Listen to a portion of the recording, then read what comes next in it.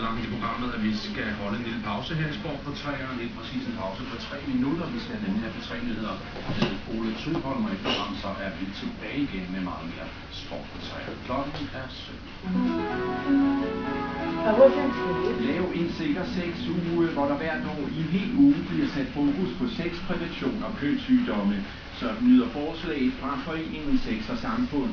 For unge ved simpelthen ikke nok om sex, siger foreningen, og peger på, at antallet af unge, der er smittet med klamydia, aldrig har været højere. Når eleverne forlader folkeskolen efter 9. eller 10. klasse, siger de samtidig farvel til seksualundervisningen.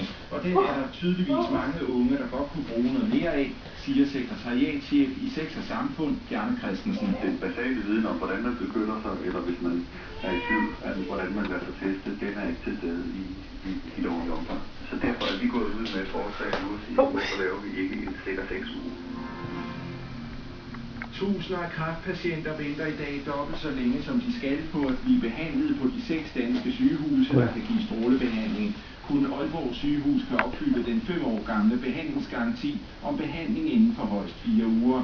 Den længere ventetid har konsekvenser, siger Niels Råberg, der er klinikchef på Hillerød sygehus. Konsekvensen er, at patienten venter længe. I den tid udvikler sygdommen sig. De er mere syge, når de kommer til behandling. Ultimative konsekvenser er, at nogen dør, hvor det ikke var nødvendigt.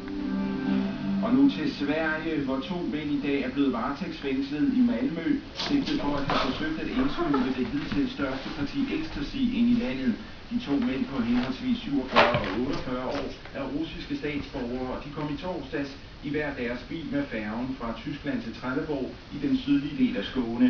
Ecstasyen blev af fundet i særligt benzintank.